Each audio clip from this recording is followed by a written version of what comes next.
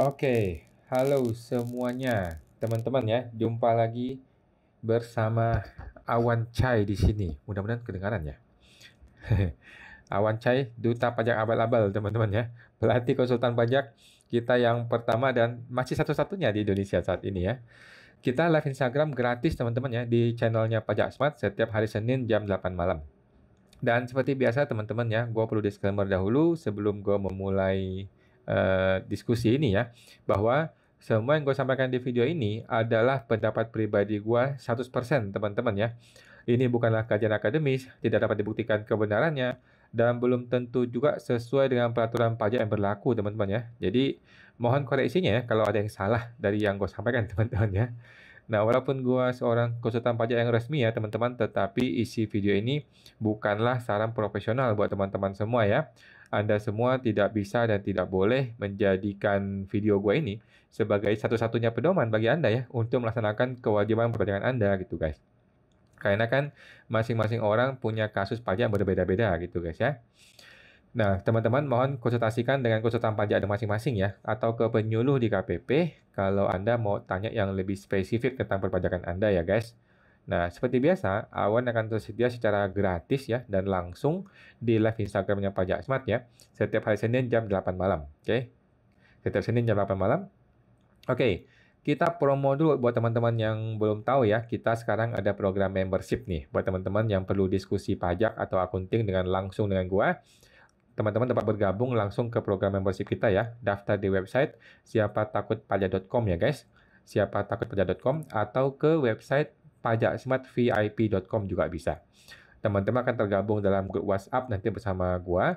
Bebas diskusi nih setiap hari di grup itu ya. Teman-teman juga dapat bertemu dengan Awan secara online langsung ya setiap hari Jumat malam jam 8 malam. Kita ketemu terus nih tiap Jumat malam. Nanti kita bebas deh membahas kasus-kasus pajak teman-teman semua ya. Nah, membership ini teman-teman perlu bayar bulanan atau tahunan atau bisa juga lifetime ya. Dan ada diskon khusus nih buat teman-teman semua yang bergabung di membership kita ya. Silakan masuk ke website www.pajaksmartvip.com ya, pajaksmartvip.com. Oke. Oke, teman-teman, sebelum kita mulai diskusi dan tanya jawab ya, gua akan langsung sampaikan satu informasi terbaru dari ini ya, dari DDTC News. Oke, ini dia, luar biasa ya. DDTC News, mana dia? Oke, jadi DDTC News menyampaikan sebuah berita yang hangat-hangat sedap nih ya teman-teman ya. Ini mengenai pengumuman soal MFA di DJP Online. Wajib pajak diminta lakukan ini ya. MFA adalah Multi-Factor Authentication ya dari DJP Online. Dari DJP ya mengenai cara masuk ke DJP online ya. Ini sebuah aturan yang menurut gua sangat-sangat tolol dibikin oleh para bos-bos di DJP sana ya. Nah, kita baca. Ditjen Pajak menyampaikan pengumuman terkait MFA ya, Multi Factor Authentication pada aplikasi DJP online. Melalui pengumuman tersebut ya, ini adalah pengumuman nomor 34 dari tahun 2024 ya teman-teman ya, yang dibikin oleh Ibu Dwi Astuti yang terhormat ya, Direktur Penyuluhan Pelayanan dan Hubungan Masyarakat ya, tanggal 5 Desember. Jadi masih sangat baru banget teman-teman ya. DJP mengatakan penerapan verifikasi lanjutan sandi kerahasiaan dalam bentuk MFA sebagai respon atas maraknya penipuan. Oke. Dalam rangka mengatasi maraknya penipuan yang dilakukan oleh oknum yang tidak bertanggung jawab yang mengatasnamakan DJP menerapkan verifikasi lanjutan sandi kerahasiaan dalam bentuk MFA pada aplikasi DJP online. Bunyi penggalan pengumuman itu sebagai berikut. Dari pengumuman tersebut, DJP menyampaikan 4 poin ya. Yang pertama, penerapan MFA pada aplikasi DJP online dilaksanakan mulai 2 Desember dalam rangka pelaksanaan protokol governance keamanan data wajib pajak serta persiapan CETAS ya, implementasi Cortex ya. Luar biasa teman-teman ya. Satu hari bikin satu Indonesia gempar, kemudian dia kembaliin ke posisi semula. Tetapi jangan salah teman-teman ya. They will be back ya. MFA will be back. Adapun masa persiapan penerapan MFA sampai 31 Desember. Kedua, selama masa persiapan wajib pajak diharapkan untuk melakukan update data secara mandiri ya pada aplikasi DJP Online. Data itu meliputi nomor handphone Anda atau alamat email Anda digunakan dalam masuk DJP Online. Ketiga, Dalam rangka meningkatkan keamanan, wajib pajak disarankan untuk mengganti password pada aplikasi DJP online ya. Keempat, sejak diterapkannya MFA, pada saat mengakses aplikasi DJP online, pengguna diminta untuk melakukan verifikasi user login. Adapun verifikasi menggunakan nomor token yang diperoleh dengan pilihan melalui alamat email atau SMS atau aplikasi M-Pajak. Mengenai penipuan ya, maraknya penipuan, ini bla bla bla, bahwa DJP juga menegaskan mereka tidak pernah menghubungi WP melalui nomor telepon atau nomor WhatsApp yang tidak terverifikasi dengan melampirkan file APK lah atau minta mengunduh file apapun atau meminta verifikasi informasi apapun ya. Meminta transfer uang juga tidak pernah ya. Jika diminta laksanakan langkah-langkah itu, masyarakat dimohon untuk tidak memenuhi permintaan tersebut ya. Kantor pusat DJP hanya menggunakan nomor WA ini 0822 3000 9880 ya. Apabila memerlukan informasi lebih lanjut, masyarakat boleh hubungi 1500 200 ya atau Anda boleh masuk ke pengaduan ya, pengaduan tindakan penipuan ke situs Kementerian Komunikasi dan Digital. Loh kok malah dilariin ke Kominfo? Oke. Oke, seperti itu teman-teman ya. Jadi buat teman-teman yang kemarin sudah sempat merasa senang ya karena MFA akhirnya dibatalkan ya, multi-factor authentication akhirnya dibatalkan. Masalahnya nggak seperti itu teman-teman ya. Jangan dulu senang, jangan dulu happy ya karena MFA will be back. Oke, MFA will be back di waktu yang tepat nanti ya. Jadi tidak akan dihilangkan MFA itu, justru akan kembali lagi dengan keributan yang lebih luar biasa lagi nanti ya.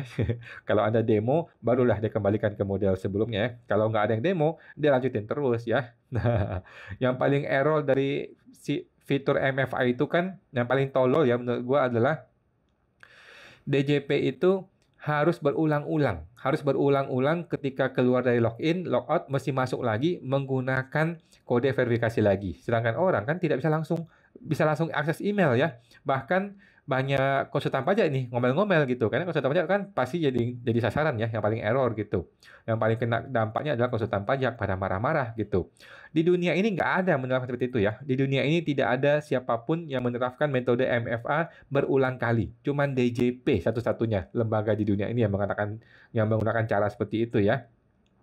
Jadi DJP itu berusaha untuk mengatur bagaimana kita mengelola perusahaan, gitu ya. DJP berusaha untuk mengatur siapa yang boleh login dan siapa yang tidak boleh login. Jawaban gue begini loh. Jawaban gue adalah itu bukan urusan DJP, itu bukan urusan elu gitu loh. Itu urusan kami para wajib pajak, urusan kami dong. Siapa yang boleh akses, siapa yang tidak boleh akses, siapa yang mau kami kasih akses dan siapa yang tidak mau kami kasih akses. Itu urusan kami. Kenapa DJP ikut campur? Kenapa DJP mau mengatur perusahaan kita gitu loh. Itu mas DJP lah. Memang error tuh orang-orang di kantor pusat ya. Makanya kita bilang itu kebijakan paling tolol yang pernah diciptakan sejak Indonesia merdeka ini ya. Oke. Oke, kita akan langsung diskusi teman-teman ya. Silakan tuliskan di kolom komentar apabila ada yang mau bertanya ya. Mudah-mudahan saya bisa menjawab. Ada dari Ibu Lisa Mona 1183. Malam kawan, malam Bu Lisa. Mau tanya, PPh 21 masa Desember 2024 masih gunakan e-Bupot DJP online dan dihitung dari Januari Desember semua kok? Jawabannya masih Bu ya, tetapi menggunakan metodenya itu langsung bikin A1 ya. Jadi Ibu tidak perlu lagi menginput bulanan, menginput tahunan seperti yang dulu itu. Setahu gua, Ibu langsung membuat A1 masing-masing karyawan. Dengan A1 masing-masing karyawan, maka itu sudah otomatis terbikin semuanya. Setahu saya begitu, Bu ya. Jadi di bulan Desember, kita tidak lagi bikin bukti potong TER, tetapi kita langsung bikin bukti potong totalan ya, A1. Oke? Nah, teman-teman tuh, Bu Lisa Mona. Kemudian Bapak Purnawan Iswan. Malam kawan, malam Pak Purnawan. Bagaimana kabar kau? Semoga sehat selalu. Oh, sehat Pak. Sehat Pak Purnawan. Luar biasa ya. Semoga sehat selalu Pak Purnawan dan teman-teman semua ya. Makasih Pak Purnawan. Kemudian Ibu Swandayani 42. Malam kawan, malam Bu Swandayani. Konsumsi buat acara gathering, sosialisasi customer, harus mau dibukakan faktur pajak, dibiayakan di akun biaya apa, di Corvis apa tidak kok? Saya ulang ya. Konsumsi buat acara gathering, sosialisasi customer, harus mau dibukakan faktur pajak, dibiayakan di akun biaya apa, di Corvis apa tidak kok? Oke. Saya rasa boleh dibikin biaya konsumsi atau biaya marketing kali ya. atau biaya konsumsi sih kalau saya pikir sih, biaya konsumsi.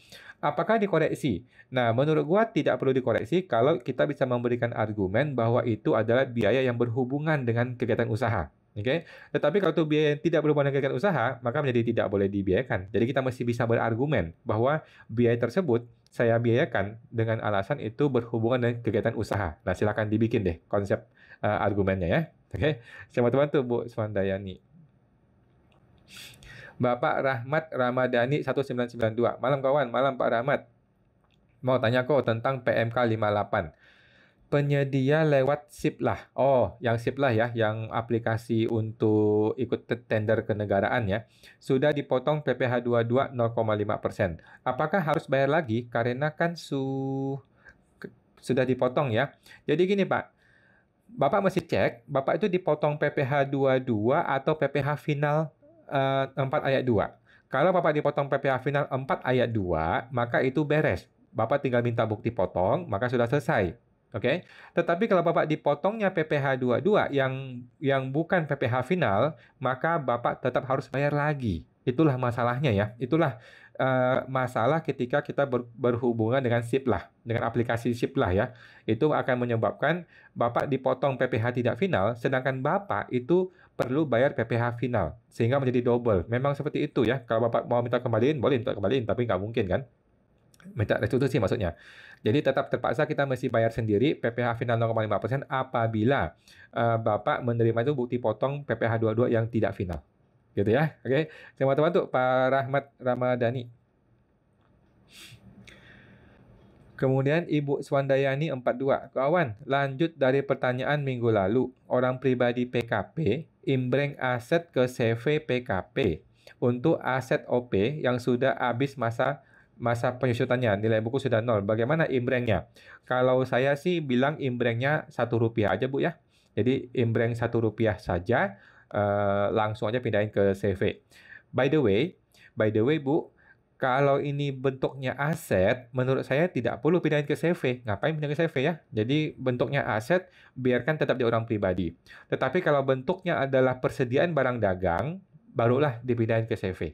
Gitu ya. Persediaan barang dagang pindahin ke CV itu betul. Tetapi kalau aset yang bentuknya motor, mobil, properti, saya rasa tidak perlu pindahin ke CV. Gitu. Tapi kalau Ibu mau pindahin ke CV, menurut saya gunakan nilai Rp1 saja. Rp1 karena sudah penyusutannya sudah 0.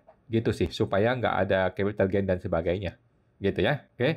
Sama teman tuh Bu Swandayani. Ibu Anissa R. Nasution. Kok malam mau tanya, biaya penyusutan mobil untuk direktur dijadikan penghasilan bagi direktur ya? Setuju Bu ya. Jadi kalau gaji direktur itu masih di bawah 100, gaji direktur di atas 100 juta sebulan, atau dia seorang pemegang saham ya, di antara dua ini ya, kalau terpenuhi salah satu, gaji lebih dari 100 juta sebulan atau dia pemegang saham, maka semua biaya sehubungan dengan mobil yang dipakai oleh dia itu adalah menjadi penghasilan natura dan itu menjadi objek PPh 21, termasuk biaya penyusutan, biaya tol, bensin, itulah dia, dan perawatan-perawatannya juga sama ya. Itu menjadi biaya natura dan jadi objek PPh 21 bagi si direktur itu. Terpaksa seperti itu, Bu. Memang seperti itu ya metode yang baru. Oke. Semangat bantu Bu Anissa Nasution. Ibu Swandayani. Apakah perlu aset tersebut dijual? Oh, nggak perlu, Bu ya. Tapi dengan harga pasar atau harga 50%. Saya rasa nggak perlu ya. Terus di orang pribadi diakui ada laba penjualan aset kah, Ko Awan? Kalau memang Ibu mau mengakui ada penjualan, maka otomatis ada laba ya. Ada laba atau keuntungan dari penjualan aset. Itu kalau Ibu mau akui sebagai penjualan. Tetapi menurut saya tidak perlu dijual dan tidak perlu diimbreng ke CV. Karena yang perlu diimbreng adalah barang dagang. Barang dagang yang perlu kita pindahin ke CV itu untuk usaha dagang. Sedangkan aset nggak perlu. Aset tetap di pribadi saja. Menurut saya begitu, Bu ya. Oke. Semangat bantu Bu Swantayani. Bapak Gusti. Malam Pak Gusti. Mau tanya, ada rumah tahun 90-an. Lupa lapor di SPT tahunan. Dulu pernah ikut TA tapi tidak ikut PPS. Tunggu ya, rumah tahun 90-an. Lalu lapor di SPT tahunan, lupa lapor ya. Dulu pernah ikut TA tapi tidak ikut PPS. Apakah rumah ini masih bisa diikutkan pas final? Kalau bisa, DPP-nya berapa ya? Menurut saya bisa apa ya? Menurut saya bisa rumah ini menggunakan NJOP 2015. Oke, rumah ini boleh ikutkan pas final dengan bayar tarif 12,5% menggunakan nilai NJOP 2015. Oke. Tetapi kalau nilai NJOP terasa mahal, NJOP 2015 nih terasa mahal, maka Bapak boleh gunakan harga perolehan. Ini sesuai dengan Undang-Undang TA. Oke. Dan lebih bagus lagi menurut saya Pak ya, tunggu TA nanti. Tunggu TA 2025. Kan akan ada lagi nih TA 2025 ya. Tunggu saja TA 2025, siapa tahu ada perubahan tarif yang lebih murah. Siapa tahu. Gitu Pak ya. Jadi tunggu aja. Atau kalau mau buru-buru boleh pas final. Tetapi kalau tidak buru-buru, belum ketahuan oleh AR, ya sudah. Tunggu TA 2025 saja. Oke. Sama teman tuh Pak Gusti. Kemudian Ibu Victoria Gohan, kok mau tanya, jika ada 4 orang, ada rencana bikin CV. Untuk penanaman modal gimana ya kok? Dan ketika ambil prefer, cara pembagiannya gimana ya kok? Oke, menurut saya Bu ya, kalau sudah lebih dari 2 orang, maka bikinlah PT, bukan lagi CV. Oke, kalau lebih dari 2 orang, itu sudah PT, bukan CV. Kalau CV, biasanya 2 orang, komoditor aktif sama komoditor tidak aktif. Sesimpel itu. Ya kan? Kalau sudah lebih dari 2 orang, maka sudah ada komposisi modal. Maka itu menjadi PT gitu ya, lebih bagus. Tetapi kalau mau pasang CV ya sudah, nggak apa-apa, gitu kan? Tinggal tanam modalnya ya seperti biasa ya. Komoditor aktifnya mungkin si A dan si B, komoditor tidak aktif ya si C dan si D. Sesimpel itu. Dan gimana ngambil prefernya? Ini harus dibagi sesuai dengan komposisi modalnya. Jadi kalau si A 20% modal ya sudah, nanti dia ambil prefer 20%. Si B 30% ya si B ambil prefer 30%. Sesimpel itu ya. Jadi pengambilan prefer sesuai dengan komposisi modalnya. Nah, ini akan lebih tepat kalau di PT. Akan lebih betul kalau di PT ya. Nah, kalau CV agak bingung ya kalau lebih dari 2 orang. Lebih baik sih PT, Bu. Oke. Sama teman tuh Bu Victoria Gohan. Bapak Palasah 66. Malam kawan, malam Pak Palasah. Apakah Pajak Smart mengadakan kursus pembukuan sederhana untuk UMKM? Saya ada bikin Pak, namanya akunting umkm.com ya, tetapi itu sudah lama. Kalau Bapak mau belajar yang lebih teknis, yang betul-betul teknis, saya rasa boleh ikut brevet deh Pak. Ikut brevet aja ya. Brevet ada banyak ya, di IAI ada, P5I ada, IKPI juga ada ya. Jadi lebih aman ikut brevet saja Pak ya, daripada eh, kalau ikut saya, teknisnya tidak terlalu dalam gitu, lebih banyak konsep gitu, Pak. Ya boleh kalau mau ikut saya, ikut membership kita aja gitu. Tapi kalau betul-betul mau teknis, mungkin boleh juga masuk ke brevet, Pak, brevet pajak. Oke, ya ada belajar akunting tipis-tipis lah gitu ya. Kalau nggak ikut membership aja, Pak, ikut membership aja boleh. Membership kita ya di pajaksmartvip.com atau di siapatakutpajak.com. Oke, sama teman tuh Pak Palasan. Ibu Lisa Mona, kok mau tanya mengenai Cortex. File XML itu nanti isinya di Excel, diubah ke XML, dan diekspor ke Cortex itu. Makasih. Jawabannya betul. Betul, Bu Lisa ya. Jadi, sepemahaman saya begitu. Kita bikinnya di Excel dahulu, atau di CSV, nanti di-convert menggunakan sebuah aplikasi untuk mengconvert menjadi file XML. File XML itulah yang diimpor ke dalam aplikasi pajak. Begitu, Bu ya. Tetapi kita lihat ya bagaimana penerapannya. Ini adalah sesuatu yang sangat-sangat tidak familiar bagi kita ya. Tetapi ya mau gimana? DJP-nya mau bikin gitu. Kalau bisa kami persulit, ya kenapa mesti kita permudah? Kan dia bilang gitu. Oke, oke. Semua teman tuh, Bu Lisa Mona. Bapak Purnawan Iswan, mau tanya kawan, kalau kita beli mobil bekas tahun ini, apakah tidak apa-apa, tidak usah dibalik nama, atau langsung saja dibalik nama di STNK-nya, dan bagaimana pelaporan SPT nanti kok? Kalau menurut saya sih Pak ya, langsung balik nama. Kalau menurut saya ya, kalau kita beli mobil atau beli rumah, langsung balik nama. Tetapi, anyway, kita sudah balik nama ataupun belum balik nama, itu secara pajak tetap sudah kita miliki. Jadi kita harus langsung laporkan di SPT tahunan kita sebagai harta milik kita. Ya, walaupun kita sudah balik nama ataupun belum balik nama itu nggak penting karena pajak itu kan menganut sistem substance over form, artinya bagaimana kenyataan sebenarnya. Kalau kenyataan sebenarnya kita sudah kuasai barangnya, sudah kita miliki dan sudah kita bayar, maka kita sudah perlu laporkan di SPT tahunan kita, gitu ya. Mengenai proses balik nama itu urusan belakangan, gitu ya. Nah, sama teman tuh Pak Purnawan Iswan. Ibu Hartina Pisia. Malam kok, malam Bu Hartina. Jika salah hitung PPh 4 ayat 2 UMKM, misalnya 200.000, disetornya 400.000. Di bulan berikutnya hanya 230.000. Gimana solusinya? Jawabannya ini UMKM ya. Ibu boleh PBK ya. Ibu boleh PBK. Jadi dari 400.000 itu Ibu PBK yang sekarang 200.000, kemudian yang 200.000 lagi di PBK ke bulan depannya. Nah, bulan depannya tambah lagi bayar 30.000. Mudah-mudahan paham ya. Kan Ibu sudah bayar 400.000 nih. Kan seharusnya cuma 200.000. Nah, Ibu PBK, pemindah bukuan. Ibu pemindah bukuan, dari 400.000 ini pecah menjadi dua. Yang 200.000 untuk bulan ini, yang 200.000 untuk bulan berikutnya. Nah, nanti bulan berikutnya setelah terhitung seharusnya 230, maka yang 200.000-nya ambil dari yang bulan sebelumnya PBK, yang 30.000 Ibu tambah bayar lagi. Kira-kira seperti itu, Bu ya. Kalau PPh final tinggal di PBK saja. Oke. Semua teman tuh Bu Hartina Pisya.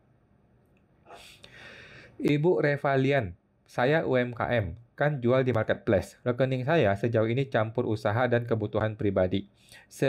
Sering juga pinjam-pinjam uang ke orang tua atau mertua jumlahnya besar. Pelaporan pajak nanti apakah aman? Jadi gini Bu, menurut saya cukup aman Bu ya. Cukup aman, nggak usah terlalu khawatir hal seperti ini. Tetapi kalau mutasinya besar, lebih dari 4,8 miliar, Ibu mungkin perlu lebih waspada. Dalam hal seperti ini, kalau ada transferan yang bukan omset, sebaiknya ada keterangan. Jadi jelas nih, ini pinjaman dari papa, pinjaman dari mertua. Nanti Ibu balikin nih, waktu Ibu balikin, Ibu bilang, oh ini balikin uang mertua, ini balikin uang papa gitu ya. Nah jadi jelas gitu Bu ya. Supaya suatu hari kalau diperiksa orang pajak, kita bisa bilang bahwa uang masuk yang ini itu bukan omset loh. Ini dari papa saya. Ada keterangannya di sini. Uang masuk yang ini bukan loh, bukan omset loh. Ini dari mertua saya. Ada keterangannya. Nah, gitu Bu.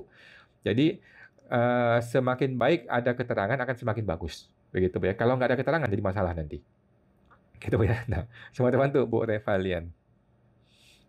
Bapak Bugi Prada. Malam kawan, malam Pak Bugi. Saya ingin tanya untuk perusahaan, bila memakai tempat milik direktur, tapi tidak bayar sewa, dan disurati AR, apakah ada aturannya mengenai sewa itu?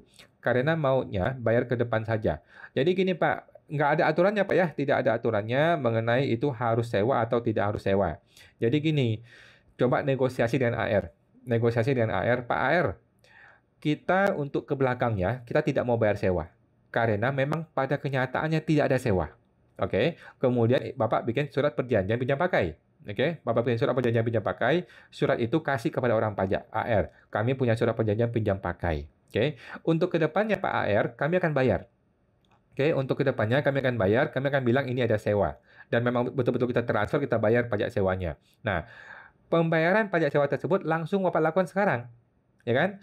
Langsung Bapak lakukan sekarang di bulan Desember, Bapak bayar pajak sewa dan juga bayar biaya sewa. Dengan begitu, kan AR kan tujuannya adalah untuk orang bayar pajak. Tercapai tujuannya, ya kan? Kita bayar sewa. Tetapi kita juga tidak mau bayar sewa untuk yang sebelumnya. Itu pun tercapai tujuannya. Gitu Bu ya. Jadi coba dikomunikasikan dengan AR, kami tidak mau bayar pajak sewa sebelumnya, tetapi kita akan bayar pajak sewa untuk ke depan dan kita akan bayar langsung sekarang. Gitu. Jadi closing SP2DK adalah dengan tetap ada pembayaran pajak tetapi untuk ke depan. Gitu, Pak. Kalau Bapak AR-nya tidak mau, ya sudah nggak usah bayar sama sekali. Gitu ya. Jadi kalau AR-nya tidak mau, dia tetap maksain bayar ke belakang, ya sudah kita nggak usah bayar. Jadi jangankan ke depan, 1 rupiah pun kau tidak mau bayar. Gitu ya. Nah, kalau dia mau bilang paksain bayar sewa, silakan. Silakan dia mau melakukan apa? Mau melakukan pemeriksaan kah? Mau melakukan apa? Kita tunggu surat pemeriksaannya. Kita gugat ke pengadilan. Gitu Pak ya.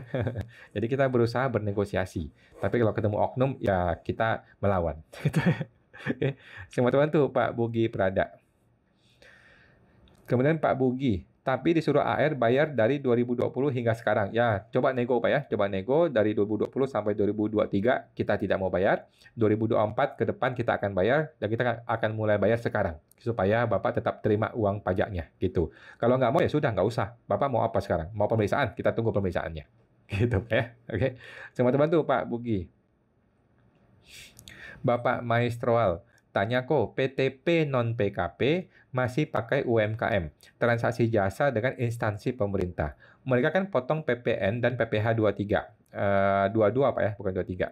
pencatatan PPN dan PPh 23 tersebut di laporan keuangannya gimana kok? Oke.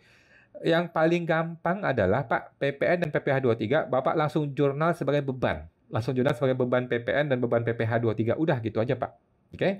Nanti ketika hitung pajak kan Bapak sudah tidak usah bayar pajak lagi tuh. Kan sudah hit PPh final kan? Bapak sudah bayar PPh final sehingga laporan keuangan menjadi tidak terlalu pengaruh. Ada laporan keuangannya, biaya PPN dan biaya PPh ini Bapak tinggal di koreksi fiskal aja gitu, Pak ya.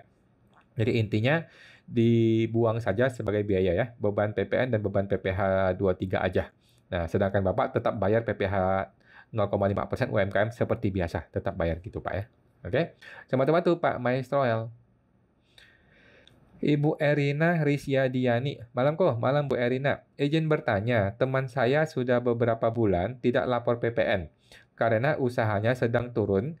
Lalu sekarang mau lapor e-faktur diblokir. Jadi harus gimana ya kok? Nah, jadi gini Bu. Yang paling gampang adalah bayar semua dendanya, kemudian aktivasi sertelnya, kemudian jalan. Oke? Itu paling gampang. Cara kedua, kalau dia tidak mau bayar dendanya, dia tanya ke orang pajak. Dia ngotot kepada orang pajak, kenapa saya tetap diblokir? Padahal saya mau aktivasi sertelnya. Oke? Kalau orang pajak bilang, oh sertel diblokir gara-gara belum bayar tagihan dendanya. Kita tanya, memang ada dasar hukumnya. Memang ada undang-undang yang bilang kalau saya belum bayar denda maka saya tidak boleh diaktifkan sertelnya. Jawabannya tidak ada, Bu ya. Tidak ada dasar hukum seperti itu ya.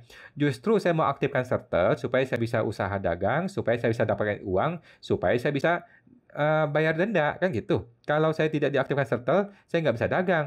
Kalau nggak bisa dagang, saya nggak bisa bayar denda kan gitu. Simple ya logikanya ya. Nah, jadi coba yang pertama kalau bersedia bayar langsung beresin.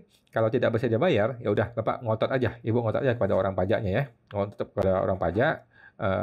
Faktanya sertel itu tidak ada hubungannya dengan denda pajak ya. Denda itu sudah atau belum dibayar tidak ada hubungannya. Sertel tetap boleh diaktifasi dan tetap boleh mulai usaha dagang. Seperti itu Bu ya.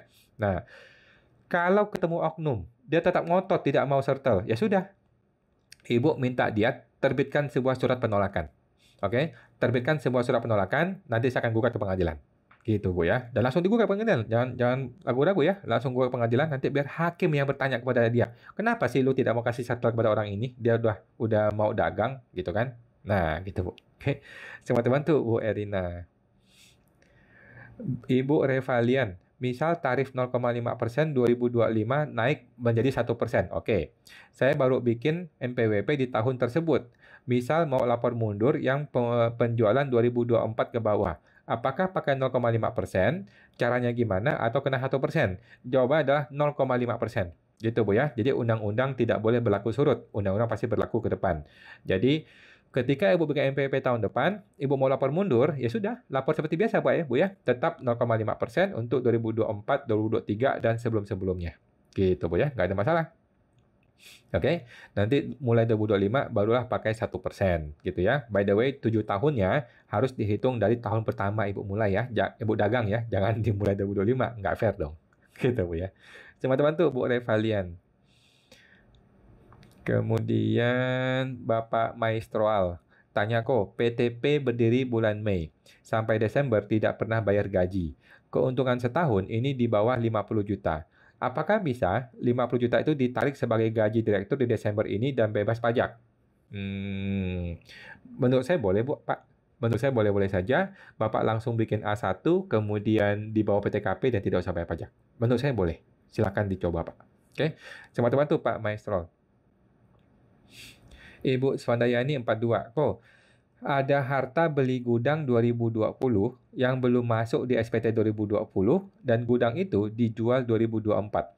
Sedangkan tahun 2020 ikut PPS. Bagaimana solusinya kok? Oke. Tunggu TA 2025, Bu. Jadi solusinya adalah tunggu TA 2025 dan Ibu langsung ikut TA 2025 nanti ya. Berapapun tarifnya TA, ikut aja Bu ya, ikut aja. Karena ini daripada nanti diributin sama AR, mending ikut TA saja ya. Ikut TA 2025 Bu. Tunggu aja TA 2025. Oke. Teman-teman tuh Bu Swandayani. Jadi nanti begitu TA 2025, Ibu akan laporkan gudang ya, gudang 2020 ya, bukan uang 2024 ya, tetapi gudang 2020. Oke. Ibu Lisa Mona 1183. Iya kok, itu dikira kenapa DJP verifikasi email, terus kita error. Aduh, iya tuh, emang kacau tuh kebijakan tolol tuh. Dan ternyata akan kembali dilakukan ya, dilanjutkan ya, bukannya akan dihilangkan kebijakan itu, tetapi akan tetap dilanjutkan. Kita tunggu aja tanggal mainnya. Kemudian selalu diberkati 987. Malam, tanya lagi kok, jika penghasilan saya hanya dari CV, apakah masih perlu lapor SPT masa orang pribadi setiap tahun? Setiap bulan? Setiap tahun kali Pak. Kalau orang pribadi Pak nggak perlu ya. Nggak perlu tiap bulan ya, cukup setahun sekali. Atau setahun sekali saja pas Maret. Setahun sekali aja Pak ya, bulan Maret. Dan jika ada saham, tapi nggak pernah saya ambil, gimana pelaporannya? Kalau ada saham Bapak tidak pernah ambil, Bapak boleh laporkan nilai perolehan. Nilai yang pertama kali Bapak setor kepada sekuritas. Itulah nilai perolehan saham. Jadi berapapun harga dia sekarang udah nggak usah pusing. Bapak hanya lapor senilai harga perolehan. Udah, gitu aja. Oke. Jadi orang pribadi yang tidak PKP itu cukup lapor SPT tahunan 1 kali 1 tahun. Tidak perlu lapor SPT bulanan, tidak perlu. Kalau orang pribadi yang bukan PKP. Oke. Semua terbantu. Pak selalu diberkati 987. Bapak Joy Acai, tanya lagi kok, cara lapor PPh 21 untuk masa Desember seperti apa ya kok? Nah, gua juga belum coba Pak ya, gua juga belum coba. Coba Bapak subscribe YouTube-nya Pak Faris Justian, karena dia pasti akan bikin tuh. Intinya, PPh 21 masa Desember, kita cukup bikin A1 saja. Bikin A1 dari semua karyawan tetap, kemudian pegawai tidak tetap ataupun pegawai bukan pegawai itu bikin bukti potong seperti biasa ya, bulanan. Tetapi untuk pegawai tetap tidak perlu bikin potong bulanan, langsung bikin A1-nya saja. Gitu ya. Oke, setahu gue seperti itu Pak. Tapi coba testingnya bagaimana detailnya, gue juga belum coba teknisnya. Oke, tapi rasa-rasanya gampang lah, tidak terlalu sulit. Tinggal bikin A1 semua karyawan. Oke, semua teman-teman Pak Joy Acai. Bapak JWXNYZ. Sekarang infonya CV nggak bisa dalam satu kartu keluarga yang sama. Apakah benar kok? Saya belum tahu update ini Pak. Coba ngomong ke notaris ya. Coba ke notaris. Setahu saya tidak ada masalah. Setahu saya. Eh, rasa-rasanya tidak masalah sih. Tapi coba cek ke notaris langsung ya. Karena notaris yang lebih paham. Karena notaris itu berubah-ubah terus aturannya Pak. Ya, coba cek ke notaris. Setahu saya sih tidak ada masalah. Oke. Semua teman tuh Pak JWX. Bapak Taufik QTR, kok mau tanya, perusahaan kami PPh 21 ditunjang perusahaan. Kemudian, ada karyawan resign dan PPh 21 menyebabkan tagihan PPh 21 turun dan menyebabkan biaya tunjangan PPh 21 turun. Yang jadi pertanyaan nantinya adalah apa? Bagaimana ekualisasi PPh 21 SPT masa dengan laporan keuangan? Jawabannya gampang, Pak ya. Uang yang Bapak sudah bayarkan kelebihan tersebut, Bapak harus keluarkan dari perusahaan. Oke, ceritanya adalah Bapak kembali kepada orang pribadi tersebut. Oke, ceritanya uang itu harus dikeluarkan, dikembalikan kepada si orang tersebut karena kelebihan potong. Nah, uang itu boleh aja diambil ke pribadi direktur, boleh, atau masuk kantong pribadi, boleh ya. Tetapi intinya uang itu harus dikeluarkan dari rekening perusahaan dengan cerita adalah untuk mengembalikan kelebihan potong dari si pegawai. Kira-kira seperti itu, Pak ya, yang saya pahami. Oke, mengenai ekualisasi, mestinya nggak ada masalah. Oke, semua teman tuh Pak Taufik. Bapak JWXNYZ, kalau saya buat CV yang non PKP, yang pribadi gimana kok? Yang pribadi tidak masalah Bu ya, yang pribadi tetap lapor SPT tahunan seperti biasa. Tetapi kalau dia sudah tidak dagang lagi, maka sudah tidak ada omset dan tidak ada bayar pajak pribadi lagi di SPT pribadi. Tetapi kan SPT pribadi bukan hanya ngomongin lapor omset, ada lapor anggota keluarga, ada lapor harta, ada lapor penghasilan PPh final dan sebagainya. Itu tetap lapor seperti biasa ya. Jadi orang pribadi yang sudah bikin CV, maka yang pribadi tetap lapor SPT tahunan seperti biasa.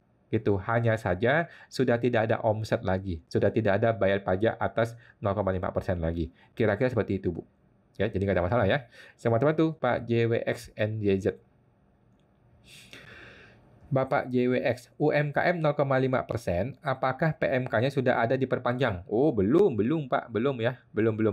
Masih jauh. Masih nunggu cerita dari Bu Sri Mulyani dengan Pak Maman ya, Menteri UMKM. Apakah mereka sudah jadi atau gimana? Oke, semua teman tuh Pak JWX. Bapak Skolastika 777, halo Ko. webinar tanggal 14 Desember nanti juga untuk UMKM OP. Boleh Pak, boleh ya. UMKM OP boleh, silakan saja, siapa saja boleh bergabung. Oke, thank you Pak Skolastika. Bapak Purnawan Iswan, mau tanya kok, apakah sudah positif PPh final diperpanjang atau tidak kok? Semoga diperpanjang. Belum ada kabar Pak ya, belum ada kabar. Mudah-mudahan akan diperpanjang. Sampai hari ini belum ada kabar.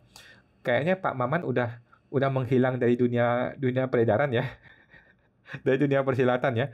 Pak Maman kemarin pede bilang akan diperpanjang. Sekarang udah nggak ada kabar ya. Kita tunggu aja ya, Pak Maman lagi ngobrol sama Sri Mulyani. Mudah-mudahan lagi ngopi-ngopi. Oke deh Man, gue ikutin deh Man. Maunya lu. Kira-kira gitu ya, mudah-mudahan ya. Oke, semua terbantu Pak Purnawan. Bapak Joy Acai, kalau hak paten itu masuk kelompok pensutan nggak ya kok? Jawabannya hak paten itu masuk ya, amortisasi ya. Jadi istilahnya bukan penyusutan tetapi amortisasi. Karena hak paten itu kan kelompok harta tidak berwujud ya. Harta tidak berwujud itu dilakukan amortisasi, bukan penyusutan. Kira-kira seperti itu. Oke. Semua teman tuh Pak Joy Acai. Bapak Rahmat Ramadhani 92. Kok apakah PPh di pengadaan SIPLA itu final 0,5% atau tidak ya?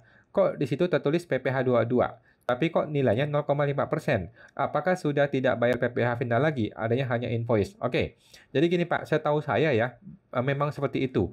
PPh yang dibayar bukan PPh final, tetapi PPh 22. Mengenai tarifnya itu 0,5, 0,25, 0,75 itu sudah aturan mereka lah. Jadi intinya PPh 22 tersebut adalah PPh non-final dan tidak dapat digantikan dengan PPh final. Artinya, walaupun kita sudah dipotong PPh 22, kita tetap perlu bayar sendiri PPh final 0,5%. Kira-kira seperti itu, Pak. Kita tetap perlu bayar sendiri PPh final 0,5%. Karena yang dipotong itu bukan final. Memang aturan SIPLA itu memang error ya. Bapak harusnya bisa bikin surat kepada SIPLA atau harusnya ada satu formulir gitu untuk mendata kita gitu bahwa kita tuh sudah PPh UMKM, kita tuh seharusnya dipotong PPh 0,5%. Tetapi kan faktanya SIPLA-nya sendiri tidak ngerti pajak tuh orang-orang SIPLA itu. Oke, kira-kira itu Pak ya. Sama teman tuh Pak Rahmat.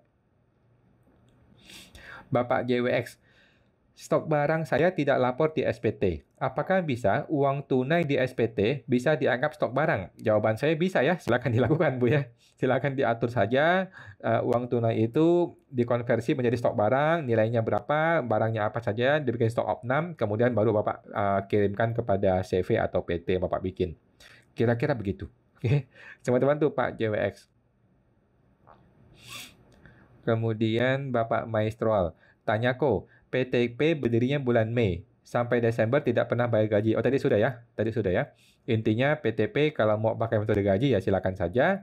Kalau gajinya masih di bawah 50 juta 1 tahun, berarti kan tidak kena PTKP sehingga tidak kena pajak. Nah, tinggal langsung bikin A1 di bulan Desember. Menurut saya sih boleh-boleh saja. Oke.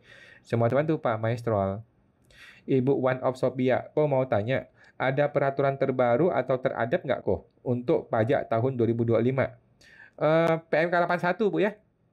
PMK 81 tahun 2024 ya. PMK 81 silakan Ibu download. Itu ada 648 halaman kalau nggak salah ya. 600 halaman. Silakan dibaca Bu satu persatu halamannya. Itu adalah aturan terbaru untuk tahun 2025. Gitu Bu ya. Oke, coba teman-teman Bu Wan Sophia. Bapak Henry Wijaya Kusuma. Apakah WPOP yang PKP itu berbadan hukum? Jawabannya tidak ya. Kalau orang pribadi, walaupun dia PKP, itu tidak berbadan hukum. Jadi harus mengikuti aturan pemerintah seperti BPJS, Tapera, dan lain-lain. Jawabannya tidak harus, tetapi kalau dia sudah pembukuan, maka menjadi harus, gitu ya. Karena kalau CV dan PT kan harus mengikuti aturan pemerintah. Mohon pencerahannya. Jadi gini Pak, walaupun orang pribadi tetap harus ngikutin aturan pemerintah, ya. Bukan berarti orang pribadi kemudian tidak usah ikut aturan pemerintah, bukan gitu.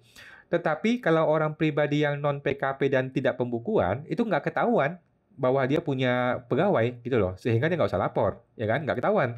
Tetapi kalau orang pribadi ini PKP dan pembukuan, maka ketahuan dia punya beban gaji, ya kan?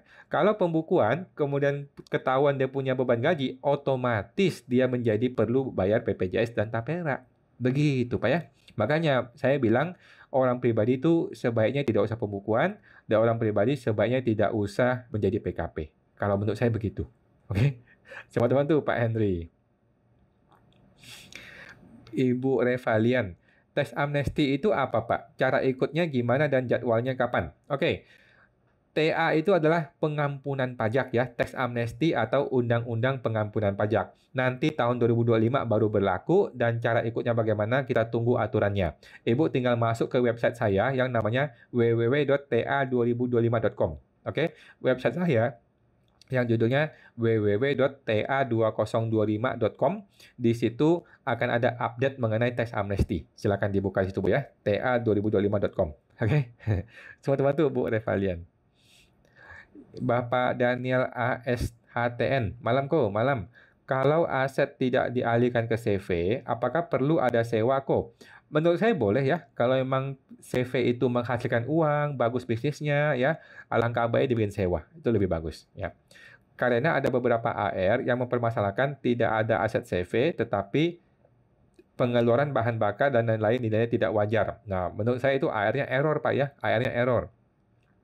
Walaupun asetnya CV tidak ada mobil, tetapi kan faktanya kita pinjam mobil atau kita sewa mobil, ya kan? Kalau Bapak sewa akan lebih bagus, sehingga argumen Bapak menjadi sempurna. Tetapi kalau Bapak mau pinjam pakai, ya boleh-boleh aja ya. Pinjam pakai mobil, kemudian kita ada biaya ongkos bensin, bahan bakar, ya kita biayakan, begitu kan? Nah, tinggal bikin surat pinjam pakai, gitu. Tetapi alangkah baiknya menggunakan sewa, akan lebih bagus kalau memang CV-nya menghasilkan duit. Oke? Sama teman tuh, Pak Daniel Astan. Kemudian Bapak JWX NJZZ. Perhitungan pribadi tahun 25, apakah patokannya omset 2024? Jawabannya tidak ya. Patokannya adalah omset 2025. Jadi pembayaran pajak bulanan tahun 2025 itu tidak usah bayar dahulu. Oke, PPh 25 tahun 2025 nih, yang tahun pertama menggunakan PPh norma, itu tidak usah dibayar dahulu PPh bulanannya. Nanti dibayar di SPT tahunan ketika 2026 bulan Maret. Kira-kira begitu ya. Nah, sejauh ini seperti itu yang kita pahami, tapi kita tunggu deh aturan terbaru dari Menteri nanti ya. Oke, teman-teman tuh Pak JWX NJZ. Bapak Heri CH, malam kok. Malam Pak Heri. Kemudian Bapak Mahesa Jenar 1766. Kok saya lupa melaporkan hasil penjualan harta 2020. Baru 2024 teringat. Sebaiknya saya melakukan pembetulan SPTOP dari 2020 sampai sekarang atau saya diamin saja. Saat ini sudah habis dikonsumsi. Menurut saya pembetulan Pak ya. Menurut saya pembetulan saja. Kemudian berkurang sampai SPT 2023 dibetulkan. SPT 2024 sudah habis. Ya nggak apa-apa gitu Pak ya. Tapi masih lebih bagus menurut saya dilaporkan pembetulan. Kalau Bapak belum ikut PPS ya. Kalau Bapak sudah ikut PPS K2 maka tidak boleh pembetulan SPT 2020. Nah, tetapi kalau belum PPS itu boleh. Ikut SPT 2020 dibetulkan itu boleh. Dan lebih bagus begitu sih Pak, supaya Bapak hati tenang gitu ya. Oke. Semua teman tuh Pak Mahesa Jenar. Bapak Heri CH. Saya ada harta, tadi sudah ya? Saya ada harta 2022. Oh, berbeda ya. Bisakah saya pembetulan dengan hanya menambahkan harta tersebut? Jawabannya boleh. Tanpa bayar PPh lagi. Oh, belum tentu. Dari laporan keuangan mencukupi untuk menghasilkan harta tersebut. Oh, boleh. Dengan mengganti uang kas menjadi tanah. Boleh, Pak, boleh ya. Kalau Bapak punya harta, tinggal di switching doang kan. Uang tunai dikurangin, kemudian tanah masuk gitu kan. Sedangkan total sama gitu kan. Nah, kalau totalnya sama ya yang di atas tinggal diotak-atik ya nggak ada masalah gitu Pak ya. Silakan saja dibetulkan, kemudian masukkan harta yang benar, kemudian dikurangkan uang tunai, ya silakan saja. Yang penting total rupiahnya tidak mengalami kenaikan itu sudah bagus. Oke? Sama teman tuh Pak Heri. Ibu Revalian, malam Pak Wan, malam Bu Revalian. Pajak Smart apa ada jasa bantu pelaporan pajak untuk UMKM? Jawabannya ada, karena saya belum pernah dan sangat awam soal pelaporan pajak. Bisa Bu, bisa nanti tinggal kontak kita aja di DM aja ke Instagram. Oke, thank you Bu Revalian, semoga teman-teman. Kemudian Bapak Mahesa Jenar. Kalau melakukan pembetulan 4 tahun, apakah akan mengundang pemeriksaan WPOP dengan SPT nihil? Menurut saya nggak juga ya. Menurut saya nggak apa-apa ya. Pembetulan itu belum tentu akan membuat pemeriksaan dan tidak juga menjadi satu indikasi pemeriksaan. Saya rasa enggak. Silahkan dibetulkan. Kalau kita mau jadi orang benar, mau jadi orang jujur, nggak usah takut, Pak. Hajar aja, laporkan sesuai yang benar bagaimana. Gitu ya. Selamat bantu, Pak Mahesa Jenar.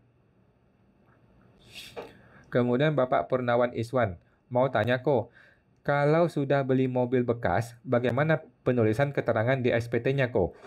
Tidak masalah Pak ya, ini OP atau badan ya. Kalau ini OP, langsung aja laporkan ada mobil, nilai belinya berapa, ya udah gitu aja. Kemudian kan Bapak punya uang berkurang kan, rekening bank berkurang atau uang tunai berkurang. Kira-kira seperti itu. Jadi nggak ada masalah.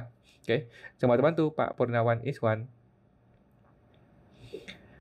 Bapak Zindri 074. Izin tanya kok, misal kita CV baru dan kita pakai tarifnya normal. Pertanyaannya, biaya-biaya apa saja yang bisa mengurangi laba bersih kok? Jawabannya adalah semua biaya yang berhubungan dengan kegiatan usaha. Oke, contohnya apa? Biaya bensin, biaya listrik, biaya air, biaya makan, biaya internet, kemudian apa lagi tuh? Pokoknya semua biaya-biaya yang berhubungan dengan usaha itu bisa dikurangkan. Biaya gaji juga bisa ya. Nah, yang tidak boleh apa? Yang tidak boleh ada biaya-biaya yang tidak berhubungan dengan kegiatan usaha.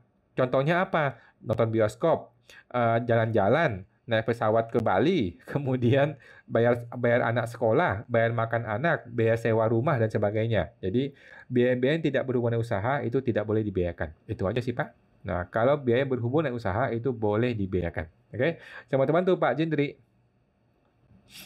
Ibu Ria Kristina mau tanya kok, pajak sewa harus bayar 10%? Jawabannya iya. Ya, jadi kalau Ibu menyewakan properti, maka Ibu bayar 10%.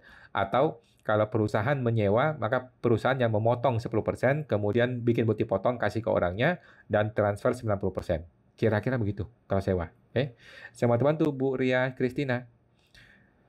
Bapak Melkasih, malam Pak. Ya Pak Melkasih, bagaimana? Ibu Jindri, mohon bagi tipsnya kok, terima kasih. Tadi mengenai apa ya, Ibu Jindri? Oh, tadi mengenai biaya-biaya CV ya. Boleh Bu ya, semua biaya yang berhubungan dengan usaha itu boleh dikurangkan sebagai biaya. Ibu Jindri, apakah makan siang karyawan bisa juga digunakan sebagai pengurang laba bersih? Jawabannya bisa apabila untuk seluruh karyawan. Oke, jadi kalau seluruh karyawan itu makannya gratis, itu bisa jadi pengurang laba bersih. Gitu ya. Tetapi kalau makan hanya untuk direksi, hanya untuk orang-orang tertentu, itu tidak bisa. Gitu ya. Jadi kalau mau biaya konsumsi, ya udah konsumsi buat seluruh karyawan. Semua orang makannya sama, itu oke. Oke. Teman-teman tuh Pak Jindri 074. Bapak Vivin. Malam kok, malam Pak Vivin. SHM belum balik nama ke dua orang ahli waris. MPP almarhum mau ditutup. Gimana dicantum di masing-masing SPT ahli waris dan apa keterangannya? Thanks. Jawaban saya adalah langsung saja diakui di SPT masing-masing ahli waris sesuai dengan porsi mereka masing-masing. Jadi si A berapa persen, si B berapa persen, ya udah dia langsung akui nilai berapa persen bagiannya dia saja di SPT-nya dia. Kemudian di almarhum tinggal dihilangkan hal tersebut ya. Dan keterangannya apa? Boleh kasih keterangan warisan ya, keterangan warisan dari papa saya. Kemudian juga mesti dilapor di lampiran 3 ya, di bagian penghasilan yang tidak termasuk objek pajak namanya warisan. Gitu ya. Oke. Sama teman tuh Bu Vivi atau Pak Vivin. Bapak Melkasih, izin tanya, kalau WPOP, apakah harus minta sertel? Kapan harus minta sertelnya? Jawaban saya iya ya. Semua orang pribadi perlu bikin sertel dan harus bikin segera. Sekarang aja Pak, nggak usah lama-lama ya, segera aja. Mungkin besok, mungkin lusa. Nggak usah nunggu tahun depan ya, teman-teman. Jangan kebiasaan nunggu last time, last minute gitu ya. Jadi segera saja kalau punya waktu. Datang ke kantor pajak bikin sertel. Gampang kok, cuma 5 menit selesai. Beres ya. Oke. Teman-teman tuh Bu Mel kasih. Bapak Anwar Zaid 90. Kok karir di dunia pajak gimana kok? Sudah 2 tahun ngerasa stagnan kok. Ada saran? Kalau Bapak mau, Bapak boleh gabung ke program pkpp.com ya, ke program kpp.com ya, di kelas pelatihan saya untuk konsultan pajak ya, program kpp.com kalau mau. Intinya sih masih bagus Pak ya, intinya masih bagus banget, masih cerah banget ya bisnis di dunia konsultan pajak ya. Apalagi dengan banyaknya aturan yang bikin ribet, bikin pusing, bikin rumit ya. Semakin rumit aturan pajak, semakin kaya konsultan pajak. Gitu aja prinsipnya. Jadi kalau bos-bos di pajak sana semakin bikin kita sulit, semakin bagus itu bagi konsultan pajak ya, semakin kaya kita-kita. Oke, kan sekarang ini kan di negara Konoha ada prinsip kalau bisa kami persulit, kenapa mesti kami permudah? Kan itu. Nah, semakin sulit akan semakin bagus buat kita. Coba bantu Pak Anwar. Bapak Melkasi, minta sertelnya via online atau ke KPP. Langsung KPP Pak ya, langsung ke KPP ya. Sertel belum bisa dibikin secara online. Sekarang masih harus ke KPP. Setahu saya begitu. Fungsi sertel apa? Nah, fungsi sertel ke depannya ya, untuk masuk ke DJP online aja sudah perlu pakai sertel. Untuk masuk ke Cortex sudah perlu pakai sertel. Kemudian mau bikin bukti potong, perlu sertel. Kemudian mau bikin laporan SPT tahunan, juga perlu sertel. Kemudian untuk bikin laporan SPT bulanan, juga perlu sertel. Dan jangan-jangan nanti bikin e-billing juga perlu sertel. Jadi sebaiknya langsung bikin saja ya. Kepakai nggak kepakai urusan belakangan. Kalau nggak kepakai nggak apa-apa kan, tinggal kita simpan di komputer gitu kan. Tapi kalau terpakai ya bagus kita sudah punya gitu Bu. Oke, sama teman tuh Pak Mel kasih. Bapak Soleh Hudin Safil tanya kok, kalau telat sadar kalau omset lebih dari 4,8 M untuk UMKM, baru tahu saat udah dapat SP2DK. Gimana ya kok? Lebihnya 0 omset dari 4,8 sekitar 500 juta. Oke, jadi gini Pak, Bapak bernegosiasi dengan AR. Bapak bilang, Pak AR, hitungan pajaknya Bapak, saya akan bayar. Oke, angkanya akan saya bayar persis. Tetapi saya mohon untuk saya tidak kena PKP. Jadi caranya adalah angka pajak ini kita bayar dengan cara-cara yang lain. Contohnya bayar biaya sewa, pajak sewa atau pajak yang lain-lain. Oke, jadi intinya adalah saya tetap mau bayar pajak, tetapi metodenya jangan metode PKP. Kalau saya kena PKP, saya cilaka Pak. Gitu ya, saya bisa cilaka kalau saya kena PKP. Nah, jelasin ke pada AR seperti itu Pak. Oke, jadi jelasin kepada AR, eh, kita tetap bayar PPH dan PPN-nya, angkanya sama, tetapi metodenya bukan dengan cara menjadi PKP, gitu Pak. Kalau AR-nya maksain mau jadi PKP, ya Bapak nggak usah bayar, kita ke pengadilan aja. Kita ke pengadilan, kita ributin si AR ini. Gitu Pak, kira-kira. Oke, sama teman tuh Pak Soleh Hudi Safil. Ibu Ria Kristina, pajak final 0,5% untuk pribadi akan diperpanjang tetap. Apakah benar? Jawabannya belum tahu, Bu ya, belum tahu. Kita belum tahu apakah akan diperpanjang atau tidak diperpanjang, kita belum tahu. Kemudian apakah kalaupun diperpanjang apakah tarifnya sama atau berubah, kita belum tahu. Kita tunggu aja ya, Ibu Sri Mulyani ya. Kalau dia bikin statement kita cermati. Oke, coba bantu Bu Ria. Kemudian Bapak Galuh Yulia Murni. Kok karena ada pengambilan barang ke pabrik, omset saya jadi lebih dari 4,8 M. Artinya kena PKP. Sedangkan saya nggak pernah mungut PPN. Dan saya bisa buktikan. Tapi tetap dipaksa setor PPN. Itu gimana kok? Ya sama Pak ya, sama kayak tadi. Jadi intinya Bapak berusaha bernegosiasi. Bahwa oke, saya salah, saya minta maaf. Tetapi tolong saya jangan di PKP-in. Oke, saya jangan jadi PKP, saya akan bayar pajaknya dengan metode yang bukan PKP. Metode gampang lah, tinggal dibikinlah metode sewa dan sebagainya, tinggal diatur aja. Intinya, saya tetap tidak mau PKP dan saya tetap mau bayar pajaknya, tetapi ke depannya saya berkomitmen, saya akan bikin PTP atau CV atau PT, gitu, supaya di sana PKP. Gitu Pak ya. Jadi kita bernegosiasi seperti itu dengan orang pajak. Nah, kalau orang pajaknya bagus, orangnya benar, seharusnya dia mau. Seharusnya dia mau ya, karena kan orang bersedia bayar pajaknya tetap dan ke depannya dia tetap akan dapatkan potensi PPh PPN-nya ketika kita bikin CV atau PTP atau PT gitu ya, sehingga dia tidak loss, negara tidak rugi gitu Pak ya. Nah, semua teman tuh Pak Galuh. Bapak Frankie S. Malam kawan, malam Pak Frankie. Untuk tarif PPh final 0,5% UMKM tahun 2025, apakah masih 0,5% atau ada perubahan? Belum tahu Pak ya, kita belum tahu aturannya, belum ada kabar. Kita tunggu aja. Oke, semua teman tuh Pak Frankie. Bapak Daniel ASHTN. Sorry kok tanya lagi. Kalau dapat dividen perusahaan di bulan Desember, maksimal diinvestasikan kembali kapan ya kok? Setahu saya Pak ya, bulan Maret tahun depan. Setahu saya maksimal adalah bulan Maret ketika batas pelaporan SPT tahunan. Tetapi supaya Bapak tidak kena masalah, langsung aja Pak, sekarang atau Januari langsung diinvestasikan. Segera saja Pak. Ya, setahu saya tetap maksimal Maret sih. Semoga terbantu Pak Daniel AS HTN. Bapak Chill Out 68. Malam Pak Wan, malam Pak Chill. Jadi UMKM suket habisnya Desember ini, bagusnya kita mesti bagaimana? Takut bikin CV atau PT, tiba-tiba diperpanjang. Nah, jadi saran saya Pak, santai aja dulu ya. Nanti bulan Januari baru diputuskan apakah Bapak mau bikin CV PT atau enggak. Siapa tahu diperpanjang di menit-menit terakhir di bulan Desember. Kita tunggu aja, Pak ya.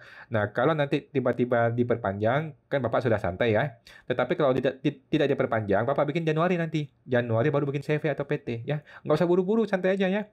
Bikin Januari bikin CV atau PT, nanti Februari atau Maret baru aktif kan. Nah, sehingga orang pribadi masih dagang antara Januari sampai Maret. Ya nggak apa-apa ya. Januari sampai Maret masih dagang ya tidak ada masalah. Gitu kan. Kan sedikit aja omsetnya gitu. Jadi nggak usah buru-buru, tunggu aja akhir Desember atau awal Januari baru ada keputusan. Oke, semua terbantu Pak Chill Out 68. Ibu Revalian, kalau misalnya PPh final tidak diperpanjang, UMKM tetap pakai tarif 0,5% ya? Jawabannya UMKM yang masih punya waktu 7 tahun, betul, masih pakai 0,5%. Gitu ya. UMKM yang masih pakai 0,5%, masih ada 7 tahunnya, masih dalam jangka waktu, itu boleh pakai 0,5%. Tetap berlanjut seperti biasa. Oke, Selamat bantu Pak Revalian. Ibu Reni Ayu Nengsi, kok PPh 21 nanti Desember, lapornya gimana ya? Ada tutor nggak ya di YouTube? Sejauh ini saya belum tahu, Bu ya, teknisnya juga saya belum coba. Nah, Ibu pantengin YouTube-nya Bapak Faris Yustian. Oke, pantengin YouTube-nya Bapak Faris Yustian, dia akan bikin tuh YouTube mengenai cara bikin PP21 masa Desember. Kita tunggu aja. Kayaknya sudah bikin bahkan ya.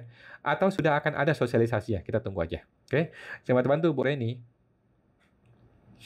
Bapak Maestrol, kok PPh Final UMKM PTP omset bulanan itu di jurnal laporan keuangan masuk ke akun apa ya kok? Jadi ketika kita menjurnal itu kan ada debit ada kredit, Pak ya. Ketika kita menjurnal selalu ada debit dan kredit. Kalau penjualan itu kan kita mesti mikir uangnya di mana? Uangnya itu masuk apa keluar, ya kan? Kalau kita jual berarti kan uang masuk. Nah, kalau uang masuk maka uang di debit. Oke, kalau uang masuk maka uang itu di debit. Berarti kita tinggal cari akun kreditnya apa. Nah, akun kreditnya itu namanya penjualan. Gitu ya. Jadi cara menjurnal kalau kita belum paham akunting, kita mesti mikir uangnya masuk apa keluar. Kalau uangnya masuk berarti uang di debit, kita tinggal cari akun kreditnya apa. Nah, akun kreditnya adalah penjualan. Sesimpel itu. Ya, Pak ya. Selamat bantu Pak Maestro. Bapak JWXNY. Usaha saya tidak besar. Apakah bisa jadi klien Ko Awan? Jawabannya bisa-bisa aja, Bu ya. Bisa-bisa aja ya. Coba di DM aja. Oke. Selamat bantu Pak JWX. Bapak Jindri 074. Mohon sarannya. Apakah kalau CV baru yang mau melakukan pembukuan, apakah saya harus rekrut orang akuntan atau saya bisa urus sendiri? Jawabannya Bapak bisa urus sendiri, Pak ya. Tergantung Bapak nih. Bapak ini tipe orang yang rajin belajar, kemudian bersedia untuk tiap hari menginput-input, atau Bapak orang kayak saya, malas. Kalau saya ini malas nih. Jadi gue lebih baik bayar orang daripada gue ngerjain sendiri, gitu kan? Jadi kalau Bapak memang merasa males atau repot, ya udah bayarlah seorang akuntan atau seorang sarjana S1 akuntansi gitu ya, supaya dia bisa bikin laporan akuntingnya. Sesimpel itu sih, Pak. Kalau Bapak mau belajar sendiri, ya boleh belajar sendiri, gampang ya. Nggak gampang sih, tapi bisa belajar sendiri juga. Oke, semua bantu Pak Jindri. Kemudian Ibu Henigun, malam kok, malam Bu Henigun. Mau tanya, kalau ada piutang 3,8 juta, tapi customer bayar TT cuma 3,8 juta. Oh, ada 400 rupiah ya. Sebaiknya kekurangan tersebut kita bukan sebagai apa? Kan nggak mungkin kita tagih ke customer lagi. Gampang, Bu. Anggap aja sudah terbayar full, tetapi ke uang kas. Beres kan? Ya, anggapnya sudah terjual terbayar full, yang 3 juta dia bayar full ke rekening bank kita, yang 400 perak itu terbayar ke rekening kas kecil, petty cash. Udah selesai. Oke. Saya mau bantu Bu Heni. Ibu Swandayani, thank you pencerahannya Ko Awan. Sukses dan sehat selalu. Makasih Bu Swandayani. Thank you. Bapak Maestroal, tanya kok, PTP tidak ada karyawan. hanya ada direktur, apakah dianggap ada karyawan dan harus daftar BPJS Ketenagakerjaan dan lain-lain? Jawabannya iya. Jadi walaupun PTP itu cuma ada satu orang direktur, memang menurut aturan itu wajib BPJS TK. Gitu sih Pak. TK dan kesehatan ya, dua-duanya ya. BPJS TK dan BPJS kesehatan dua-duanya wajib. Sepemahaman saya begitu Pak. Oke. Semua teman tuh Pak Maestro. Bapak JWX, Cortex sudah pasti jalan di Januari 2025? Oh pasti Pak ya. Cortex sudah pasti jalan 2025, cuman ya penerapannya ya mungkin bertahap. Kemudian ada masa-masa transisi, ada masa-masa penyesuaian lah, gitu ya. Tetapi Cortex tidak akan diundur ya, akan langsung dihantam di Januari nanti. Oke, teman-teman tuh Pak JWX. Ibu Rience 88, kok saya mau tanya, kalau saya punya usaha supermarket dan saya juga punya usaha produksi roti, apakah dianggap dua entitas yang berbeda? Jawabannya enggak juga ya, tergantung ibu. Kalau ibu tetap pakai NPWP orang pribadi untuk dua usaha ini, ya berarti pribadi aja. Kalau bapak ibu bikin CV atau PT, ya udah CV atau PT. Kalau ibu bikin dua PT atau dua CV, ya berarti dua gitu. Jadi entitas tidak dilihat dari jumlah usahanya, tetapi dilihat dari NPWP-nya. Ada berapa NPWP yang dagang di situ, gitu Bu. Oke, semua teman tuh Bu Rence. Bapak David AKHT 8 numpang tanya, kalau orang tua mau pensiun, apakah boleh usahanya dilanjutkan kepada anak kandung? Jawabannya boleh-boleh saja ya. Jadi orang tua pensiun dan anak mendaftar NPWP baru Pak, boleh-boleh saja Pak ya. Silakan aja ya, nggak ada masalah. Oke, semua teman tuh Pak David. Bapak Ling, Jakarta 2018. Malam Pak Wan, malam mohon tanya. Jika saya beli rumah dari warisan orang tua yang sudah meninggal dan rumah tersebut saya berikan kepada adik dan nama dia juga, bagaimana saya harus bayar pajaknya? Terima kasih. Jadi jawaban saya Pak, tidak perlu lakukan hal seperti itu ya, itu tidak bisa.